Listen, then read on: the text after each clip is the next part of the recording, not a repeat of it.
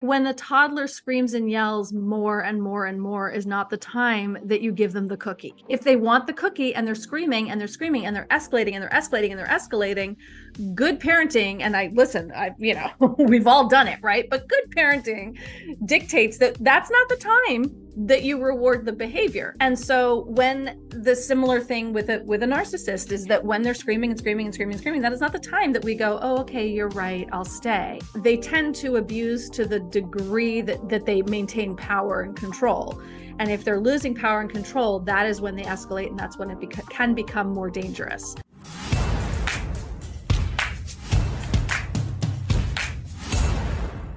Welcome to another episode of Negotiate Your Best Life. I'm so excited to have my friend, Kate Anthony, back on again. She is so much fun to talk to. Plus, she is a font of amazing information. Kate is the author of the brand new book, The D Word, Making the Ultimate Decision About Your Marriage.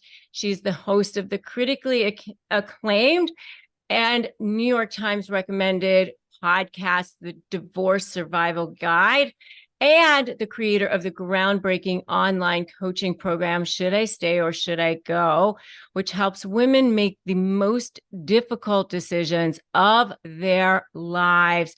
She is really so brilliant. I love listening to her. I love talking to her. She's got amazing coaching tools, amazing educational tools. She loves talking about neuroscience. She loves talking about doing the deep work. She is certified as a domestic violence advocate. She is a co-parenting specialist. She is a high conflict divorce coach. She loves helping people. She is passionate. She loves empowering people to be their best selves. She is absolutely the real deal. And I am so excited to have you back here again, talking about your brand new book. Thank you, Kate, for joining me. Thank you so much, Rebecca, and thank you for that very, very lovely introduction. I appreciate you. I love talking to you. Yes. And oh my gosh. So you've got a brand new book, but let's talk about why you wanted to write your brand new book. So, like you've kind of been doing this work for a while now. Yeah. What drives you? What's the genesis of all of this? Women drive me. Women, it's women.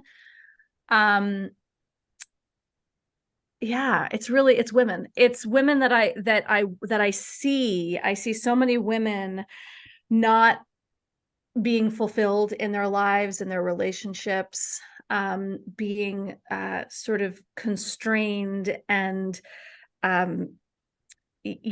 sort of held back from living their lives in the most fulfilled and like juicy, wonderful ways possible. And so often that's because of their relationships. And I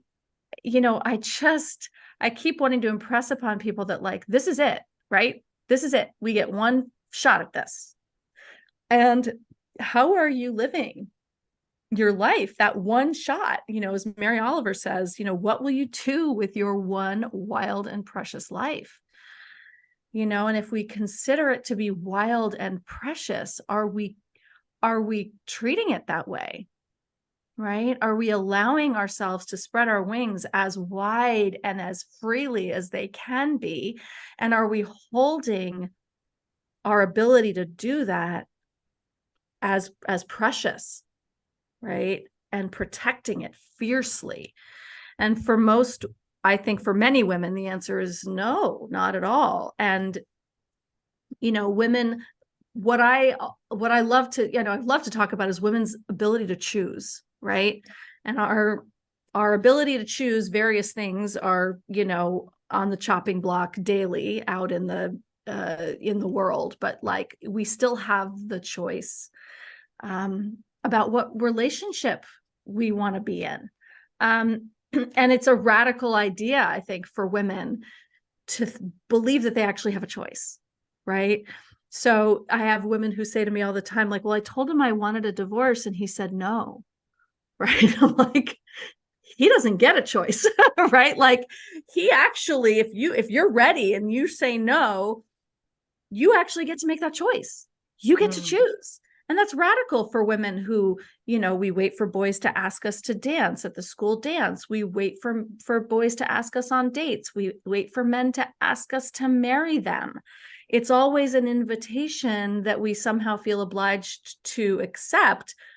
So the idea that we get to make the choice is very radical, and it's sort of it's a hard concept for women culturally to wrap our brains around. Well, I think it goes back to trauma, and there's so many different things around that, I mean, and Yeah. why we are pleasers and why we have leaky boundaries, and we can go into all of that, Yeah, sure. but uh, I want to, dive a little bit deeper into your backstory, though, and why you are so passionate about women and why you do what you do. Because, I know, as you know, my listeners, my community are dealing with trauma and dealing with, difficult situations. And, was there a situation in your life? Was there a watershed moment in your life? Was there something in your backstory that caused you to go, this is my passion? Because you were like on Grey's Anatomy, you were on, you were an actress, you kind of had like that glamour life. So what caused you to go, what, I really feel like I want to talk about divorce. I think I want to talk about. Right. Yeah. Well, I don't think anybody just sort of wakes up one day and says, you know what? But it was, I mean, as with many of us, it was my own divorce. And it was my own experience in a very traumatic marriage. And I came to my marriage very honestly. I chose somebody who, and I want to preface this with, my ex and I are actually, we've been divorced for 15 years. We are very close friends now. We have managed to, do a lot of work over the years to forge a really good relationship, but it was not always that way. And it was not always easy, but, our marriage, I chose to marry someone who was the perfect combination of both of my parents in some of the best ways and in all of the worst ways. So, he was a narcissist. He was an addict. He was sober when I met him. And so I thought, like, oh, he's sober, so that's good. But like, um, and he was very abusive, and I didn't understand what was happening. I didn't understand it. And, like I said, I've been divorced for 15 years. So I was dealing with this in 2000. We got married. We were together from 98 to 2009, and so in that period of time, we didn't have Instagram. We didn't have YouTube videos on this. We didn't have all of the information that we have now. And I didn't understand what was happening. And I thought it was me because, narcissists are great at making us feel that it's us. And there was a goalpost that was constantly set for me that I would just try my damnedest to get to, right? Like, oh, okay, you're right. It's my right. I do have this childhood issue, and I do have this problem with this. Let me go fix it. And I would go to therapy, and I would go take some workshop, and I would do this. And then I would I'd sort of, what I felt like would done my part, but then the goalpost would move. Right. I still wasn't quite doing it right. I wasn't, all of the things that you deal with narcissists. And, meanwhile, I was losing myself. I was working so hard to become the person that I felt that my ex-husband needed me to be in order to be okay and make this marriage work, that I had completely lost myself. And I you know, we work so hard to be the thing that we think that they need us to be or want us to be, that'll make everything okay. And there is nothing.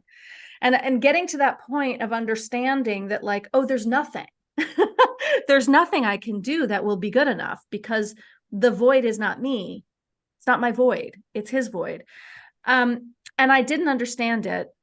And the watershed moment for me was when I realized that I had to leave this marriage because I had a child. And, I was told at that time, there was, the information out there was, you have to stay for your kid. Mhm. And I was like, wait a minute. What am I modeling? He was 3. And I just saw his whole life trajectory in front of me one day in a moment.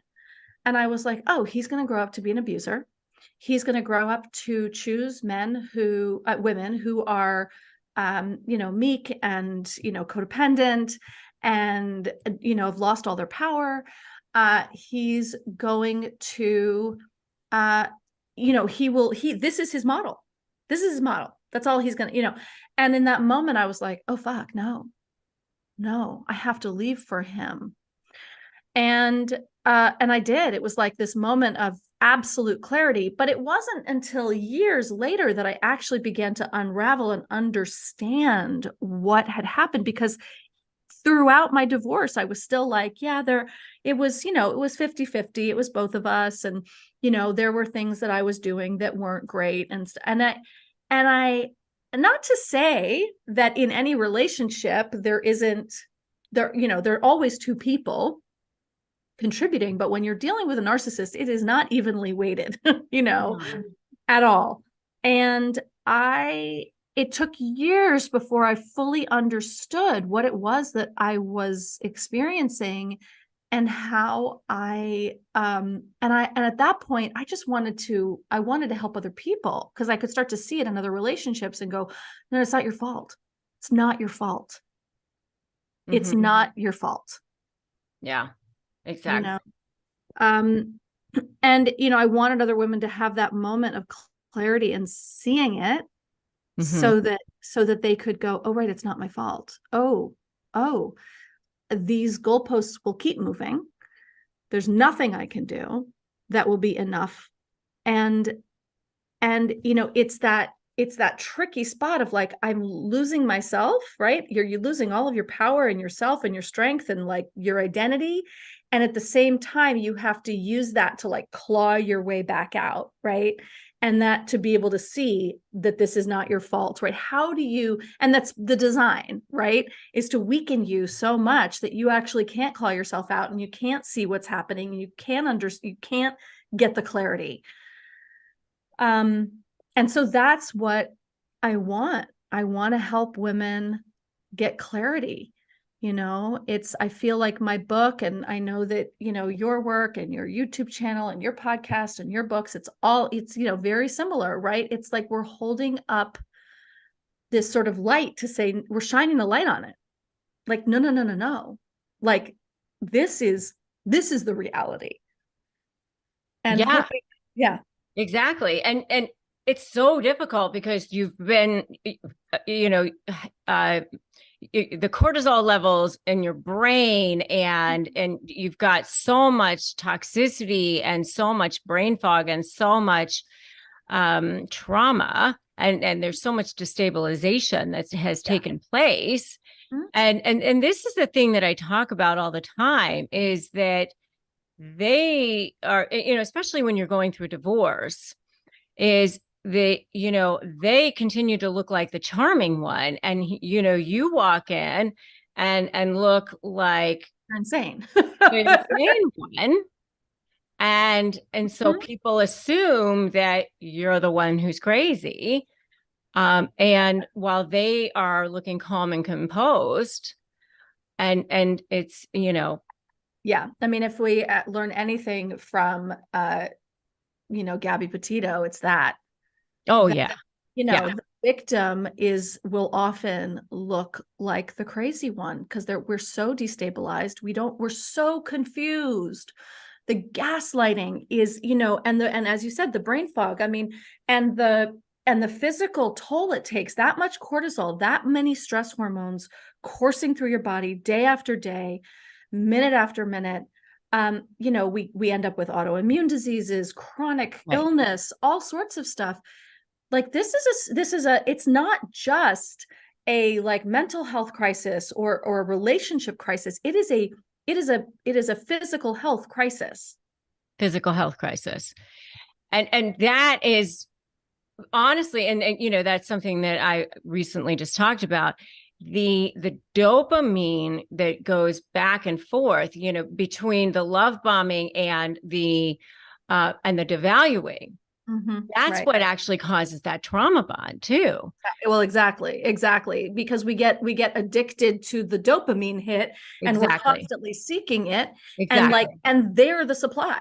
They are the supply of the supply. They have absolute power over our over our fix. Exactly. Right. And so you become addicted to them. That's right. So between the dopamine and the cortisol, you are so destabilized. You are a hormonal mess. That's right. That's right. Because of them. Yes. Right. And it's so hard. But like, and this is why some of, what I talk about a lot, and I talk about in the book a lot too, is that I don't want to focus on them and what they're doing. And, is he a narcissist? Is he just an asshole? Is it abuse? Like, I focus really, how do you feel? How do you feel in this relationship? Right? Do you feel destabilized? Do you feel like you're going crazy? Do you feel like you're always sick? Do you have brain fog? Right? Like, let's take the focus off of them, because first of all, we can't control them, and we can't necessarily, we can't take enough of a magnifying glass to them for it to make sense to us, because it doesn't make sense. But what we can do is turn that on ourselves and turn, put down the magnifying glass and pick up the mirror, as they say, and really look at like, how do I feel in this relationship? And, often the narcissist or the abuser will say, well, you just feel that way because you're fucked up. And ask yourself, have you ever felt like this in any other relationship? Have you, right? And sometimes the answer is yes, because we tend to choose, right? But I will say that the person I became in my marriage, I had never been that person. I'd never felt that way. I may have been in like messed up relationships and other narcissists and addicts and all of the things, right? Because that was my history and that was my trauma. And I had never felt like this. And I'd never felt like that since. So there's information there, right? And I also look at the other people, I ask my people to look at the other person, like, have all of their relationships been like this? Because usually the answer is yes, like they have like a trail of destruction behind them. It's not you. Right. Right. And so when you're asking yourself that and you think, okay, what's the first step? Right. Okay. And now you think, okay, I do probably have to get out of this thing, but it scares the crap out of me. Sure. It is. It's terrifying because they have made you believe that they are your air and water, and that in overt or covert ways, usually more covert, like you don't have anything without them. They've taken away your sense of self and self-esteem. So the first thing that needs to be done is that you've got to get into trauma therapy. Whatever you do, whoever you work with, whether it's a coach, whether it's a therapist, it has to be with someone who understands narcissistic abuse. Totally. And is trained in it. Very rare. Very rare. And so you really want to make sure that, because, this is what, the sort of the legacy of couples therapy, right? Is that like, oh, we're going to take a neutral stance and it's both parties and blah, blah, blah, blah, blah. And abuse is not a relationship issue. It's not a communication problem. It's an abuser problem. So you need and I outline the work that I do with my clients in my book about really reconnecting with self, because we have lost it. We have completely lost our capital S self. And so there are steps that you can take. There are exercises that you can do that will help you reconnect with your sense of self, your capital S self. That is your authentic self. That is who you are at your core. And that's really important work. And I think that's the first step, really. And sort of once you start to feel stronger, right, you also have to disconnect from this person as much as possible. Now, sometimes you're doing, sometimes you need to do that work in order to recognize that you're in this toxic relationship, right? Because then it becomes wow, that doesn't fit, and you start to see a little bit more clearly. But with this, like the trauma bond and the dopamine rush and all of the stuff, like you can't do the healing. You can't heal from the person who's traumatizing you while you're still being traumatized by them. 100%. But I will say, don't feel guilty. Don't feel bad about yourself if you're still in the relationship 100%. And that's right. And you feel like, okay, I can't get out of this. What do I do? I mean, what I say to people is, okay, the very first step is the very first boundary that you can create is, and if this is all you can do, this is a really good first step. And that is, you can decide today that you can be spoken to with respect. And that is a really good first step. Yeah. And you can't control whether they're going to speak to you with respect. No, right? but you can decide that you don't have to stay in the room. You can get up and say, what I say is just start looking at them as if they're a third, like a child having a tantrum on the floor. Right. Start looking at them as if, and start observing their behavior to them. I can see that you're upset. I can see that you're angry. Just start observing their behavior to them. Put an invisible shield down around yourself and just like imagine that you have like Teflon on that and just say, we can continue this conversation when you have calmed down. And you do not have to remain in a room when somebody is yelling at you, screaming at you, disrespecting you. You just don't. Right. Yeah. Yeah. And I think, when I say disconnect from the person, you can disconnect from them while being in a relationship with them. Yeah. You can detach yourself, and it's a really hard thing to do. This is about, it's about radical acceptance. It's about really accepting who this person is and that it is who they are. It's not who you are. It's who they are, and that they're not going to change.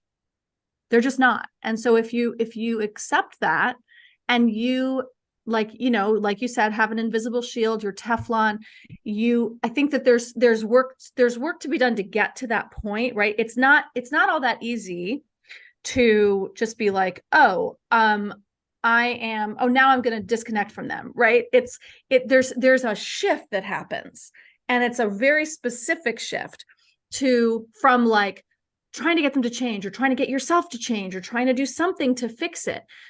From that to, oh, right, this is not actually fixable. This is what it is. This is what it is to be in a relationship with this person. If I can't leave them because of finances, whatever it is, right? You don't have to leave. But if you have to stay, the protection, the wall, the boundary between like, oh, they're just doing what they're going to do, and they're going to keep doing what they're going to do.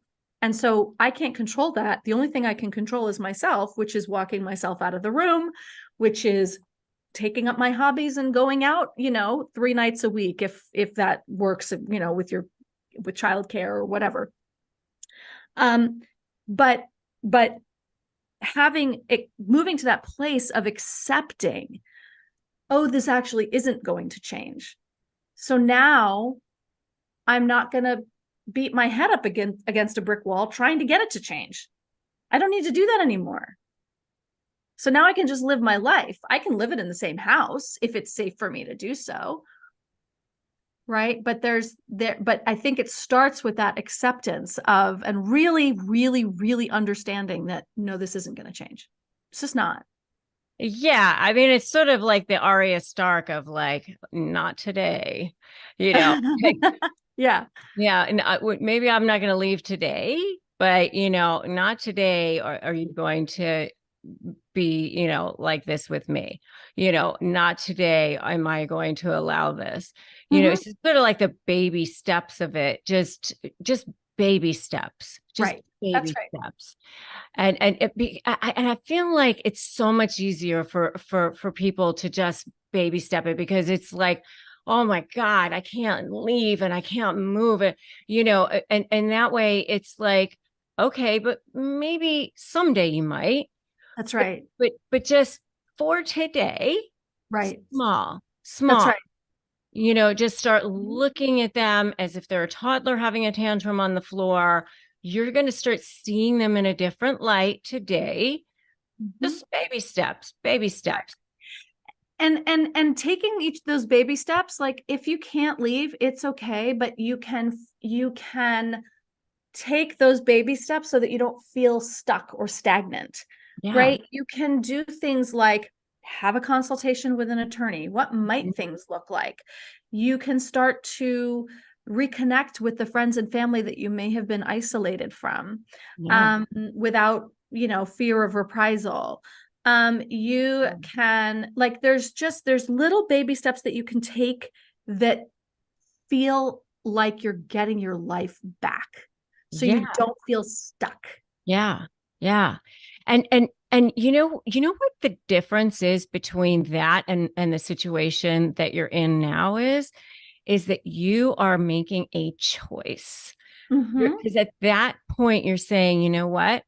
I'm choosing today, instead of feeling completely stuck, I'm choosing to stay today. Right. I'm here because I choose to. Yeah, exactly. Because that's part of my strategy. Strategy. Not because I'm stuck, not because I'm manipulated, not because I have chosen. Yes. Strategically that for today, I'm in this. Yes. And I'm going to use it to my advantage, or, or even not to your advantage, but at least not be like, you're not going to be destroyed for another day. Yes, I have a plan. I'm choosing. Right. It's sort of like you get to take back your agency, and it just makes you feel better about it for that day. That's right. That's right. And, look, there are some people for whom this is not safe, right? Because as soon as you start to take back aspects of your own life, there will be punishment. There will, right? But if it's the silent treatment, or being,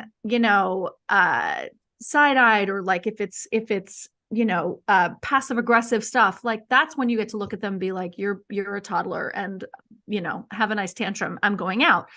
And there are people for whom that is dangerous. And if there's any danger involved in this, I do not recommend it. And I think it's important to say that at that point, you need to seek the help of your local domestic violence shelter. I also like people think that a shelter means they have to run away and go and stay, like in Maid. You don't. Domestic violence shelters are full of domestic violence advocates. They will help you.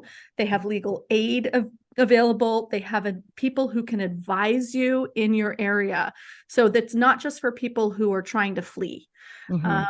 There's a lot more that they do. Mhm. So it's important to, and it's important to know that they also don't just deal with physical violence, that's financial abuse, all the kinds of abuse that go along with this, they can help with. Yes, for sure. And I'm glad you brought that up, both the fact that, to go get help if you need it, and also the types of help that are available, for sure. Yeah. And the thing is that narcissists are, there has been arrested development in the limbic system of their brain, and so it is narcissism is a result of trauma. That's right. And so you do have to understand that when there is a shift in the relationship, there is going to be a shift back. And they have conditioned you, and you're basically going to be conditioning them back when you shift. And so it is sort of like, if any of you out there have children, you understand that when they had, when toddlers have a tantrum, what happens with toddlers is, they feel like, okay, if I just need to scream louder, if I just need to kick more, if I just need to, do this a little bit more, mommy and daddy, you're just going to give me what I want. And that's exactly what's happening with narcissists. So, they are the worst right before they're ready to give up. I mean, that is the truth. And so they will act a little bit worse and a little bit worse when you start being different, when they start feeling a shift in the wind. That's right. That's okay. That actually means that what you're doing is working. And that's actually a good sign. Right. And like when the toddler screams and yells more and more and more is not the time that you give them the cookie. No. Right. If they want the cookie and they're screaming and they're screaming and they're escalating and they're escalating and they're escalating, good parenting, and we've all done it, right? But good parenting dictates that that's not the time that you reward the behavior. And so when the similar thing with a narcissist is that when they're screaming and screaming and screaming and screaming, that is not the time that we go, oh, okay, you're right, I'll stay. Or I won't go out tonight, or right. But again, when they get, they tend to abuse to the degree that they maintain power and control. And if they're losing power and control, that is when they escalate, and that's when it can become more dangerous. So it's, it's very tricky, and we do have to be careful. But also, if you know that this is not you're not in physical danger, then like this is not the time. I talk about this all the time with people telling their spouse they want a divorce, right? I lay this out very clear, lay it out in the book. I have lots of information on this, that, they're going to have a temper tantrum, and it is just like a toddler, where you say, I know exactly what you said. I know that this is hard for you. I understand that this is not what you want. Unfortunately, this is my final decision. Yes. And I'm glad that you brought that up too, because a lot of times the threats that they make during divorce are not, they're not based in reality. In any sort of reality. Any sort of reality. Right. This is why I tell women all the time, and I talk about it in the book, like, go and get yourself educated. Learn what the laws are in your state before you have this conversation. Because when they say, I'm going to take the kids, you're never going to see them again, you can go, okay, that's not how things work, but I understand you're upset. Because so many women that I talk to say, well, he said he's going to take the kids and I'm never going to get any money. And I have to say, honey, that's literally not how it works. It's literally not how it works. And, meanwhile, they've stayed for another 5 or 10 years because that's what he keeps saying. Well, that's his abuse tactic. He's abusing you into staying by lying to you. Your job now is to get informed. You need to get information, actual legal information. Educate yourself. Yeah. I mean, I just had this conversation with somebody recently who was concerned about getting certified in my certification program because they were worried that this person, the other narcissist, was saying, oh, if you get certified, then I'm going to use that against you because you can, I'll use that as proof that you are using that as a, what did they say? It was something with, you're using that to disparage me. Mm-hmm. And they wanted to use that as proof of, I don't know, some sort of tort or something. And I said, they actually would have to prove actual damages. And, I said, you'd actually have to say something bad about her. And which I don't think you're actually going to do. And I said, and if you actually did, then truth would actually be a defense. And I said, but then she'd actually have to prove damages. And like, there's so many different Right. layers There's of that. so many layers to it that and I said, when you actually break it down to what's so and what are the actual facts of that, it's all like they prey upon fear. They prey upon fear. They do. And, they do. And they prey upon being the only one with information, pretend information, right? They bank on us not actually knowing the truth and the facts. And so your best defense is to actually know all the facts and information. I hear this a lot, and I'm sure you do too, with people who are scared to go to therapy or go on medication. Says that if I go on medication, then I'm scared to go on medication because then the court's gonna think I'm crazy. And I'm like, or you look like someone who is responsibly taking care of yourself. I was like, in today's day and age, like, we're not really not going to court over someone getting on, Zoloft or Lexapro or whatever. Lexapro, like whatever it is, right? Yeah. We're not like, that's not, judges like literally do not care about that. In fact, it looks like you are, but like, I don't want to go to therapy because then I'm going to go to therapy. You look good. Yeah. Go to therapy because you look like someone. Everybody's in therapy these days. I mean, come on. Right. And if you're not in therapy, frankly, I think that's a problem. So, and also, there's the I need to be on medication because I have like I'm clinically depressed from the relationship I'm in and I'm trying to get out of it. I mean, there's just so many things that, and the you're not going to get any money and I'm going to take your kids are just huge. Yeah. Oh, I'm going to lose the house. Right. Yeah. Right. I mean, there's so many things like that. If I leave the house, then I'll lose my rights to the house. Right. I mean, I won't get any money from. I won't get any money. It's abandonment of property. That's not what that means. No. Right. Yeah. I mean, if your name is on the house, you still get your half of the house. Property. It's marital property, period. If it's marital property, it's marital property. Exactly. Yeah. I mean, so, I mean, there's so many things like that they say and that they scare people to death. That's right. So you have to just, I always say, focus on focus on the facts. Right. Don't listen to what they're saying. They want to scare you. Right. And so just don't listen to them. Don't listen to them. And let me tell you, this is a thing that I say all the time. You knew that they were a liar during the marriage. They're certainly not going to start telling you the truth during the divorce. Right. Exactly. I mean, come on. It's insanity to think that the person you're divorcing who has been abusing you for years and lying to you for years is going to be giving you correct legal advice. It's going to be to your benefit during the divorce. Right. Not at all. Not at all. I mean, they're not on your side now. They weren't on your side during the marriage. They're certainly not on your side during the divorce. Right. Exactly. And it's, but it's so hard because of the gaslighting to separate, because their quote, their truth has been the truth for all these years.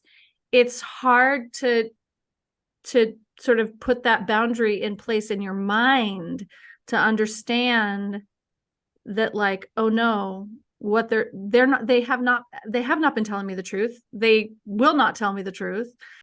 Um, their truth is not truth. And so it feels subversive, and it feels scary to like go and like have a consultation with an attorney behind their back. Like, yeah, it is subversive and scary, and it's also necessary. Yeah. But you know what? On the other side of it is so much. I mean, I've helped literally, through my slave program over, I think, 10,000 people now in the last 3 years, which is just, blows my mind now at this point. Yeah. But, obviously many thousands of people through my divorce practice prior to that. Mm-hmm. And I think I have over 40 million views on my YouTube channel now. It's crazy. Easy. But, so I know you've helped thousands of people through your programs and millions of people through your podcast as well. So talk about what's on the other side. So, I mean, you know that it is so much better, as scary as it is, as Mm-hmm. scary as it is. It's It is, it is possible. Yeah, and it's scary because you've been told that you're nothing without this person. Again, overtly or covertly, right? You've lost all your power.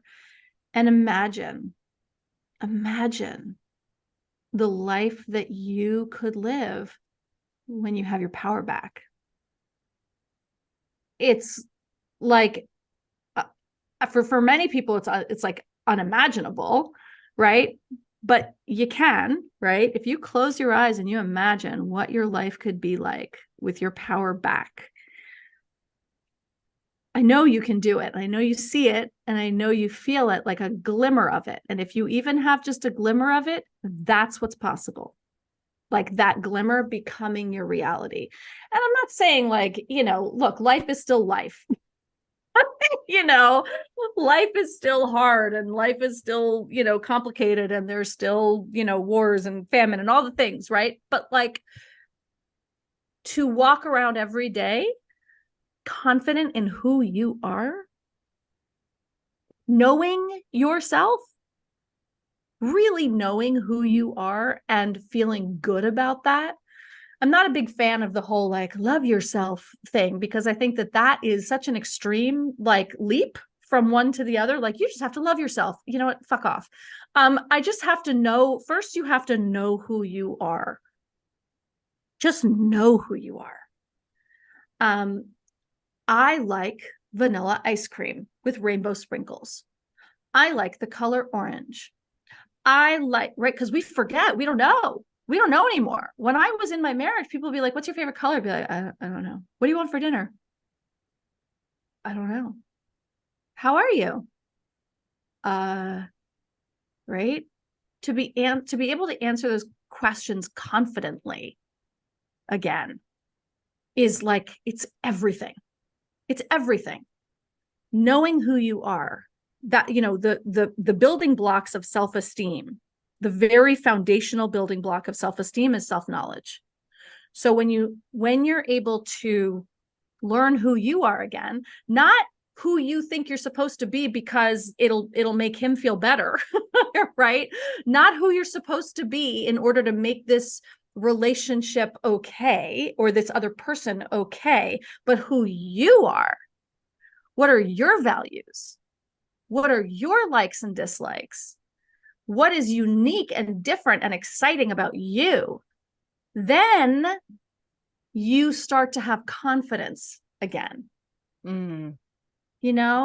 Without being afraid that somebody's going to put you down because you say something, or put you down because you have an idea. Yes. Yes. Yeah. Absolutely. I used to go to parties with my ex and just be fully self-expressed, right? Because that's who I was. And then we would leave the party and I would be told all the things I did wrong and all the ways that I was, bad and wrong and embarrassing and all of the things. And I became smaller and smaller and smaller.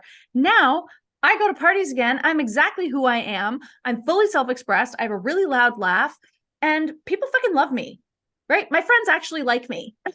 I choose to hang out with people who really love me, right? I may not be for everybody, but I know who I am and I'm not afraid of being that anymore. And Yeah. that's what I want for everybody. You just That's what want I to want for serve everybody. yourself. Yeah, that's right. Yeah. Yeah. Yeah. So, I mean, I remember I had a client who she was like, oh, she's just amazing. And she, she got back together with her narcissistic husband who, they were in marriage counseling and everything was going to be great. And then they were leaving to go to a party and she put on this bright red lipstick and underneath his breath, he said, lipstick. And right then her heart sank. Because, it was like, oh, you look like a whore or whatever. And, she just started to feel like that familiar. Yeah. Right. And there it is. And there it is. And there it is. Yep. And if you stay and if you go back, like I think, look, it takes an average of 7 times for someone to leave an abusive relationship, right? And so that's the average. So some people takes a lot longer. And so, but staying attuned to those moments, like, oh shit, right. There it is. There it is. It was one word. And then lipstick. And then it was like right back into it again. That's right. But then, she ended up out of it, but thank God. Because it doesn't change. No. So, tell everybody about your book. It's the D word, making the ultimate decision about your marriage. And it'll be out. It's available for pre-sale. It will be out on December 26th, on Boxing Day, in time for divorce month. So if you have gotten through one more holiday and you're just done, this book will help guide you through understanding what's happening. And it is, it's really accessible, right? It's what I want this book to be is the kind of book, the way that I wrote it so that you can feel like someone gets it, like someone really gets it. Like, oh, I am reading the words of the feelings that I've been having for years and haven't been able to understand or process or put words to. So that's sort of the goal of the book. And I and it's I love the book everywhere. Everywhere. And I also, there's a page on my website, kateanthony.com/dword. And that page will have ideas and ways that you can order the book that might be a little bit more surreptitious than just ordering it on Amazon, which, might show up in your shared order history, which if you're sharing an Amazon account with somebody, you probably don't want this in your order history. And just a reminder that goes for Kindle and Audible too. So there's an audio version of the book that will be available, not just on Audible. So there are just other ways to get it that are going to be safe for you. So all of that is available on my website, kateanthony.com/dword, as well as a ton of bonuses that you can submit for. All right. Make sure you guys go grab those. And where can they follow you? Where can they check you out as well? Social media, all of that. kateanthony.com and the Divorce Survival Guide on Instagram and sometimes TikTok. But really Instagram is where I mostly hang out. The Divorce Survival Guide and kateanthony.com is the hub for all the things. All right. And where is your podcast? What's your everywhere, anywhere, all the places. I don't have YouTube because I mean it's on YouTube, but it's just audio. Because most people are listening on the, on the DL while they're walking their dog or whatever. So, but all platforms. All right. So go check it out, subscribe, go follow her on Instagram, go pre-order her book for sure. We'll make sure that this is out in time for you guys to be able to do that. And thank you, Kate Anthony. This was absolutely fantastic as always. And I know that your book is going to help so many people. So definitely go grab it. Even if you're a guy, it will help you. Her stuff is always really fantastic. So. Thanks, Rebecca. Thank you so much for having me. Always a pleasure to talk to you. Yes, you too. All right.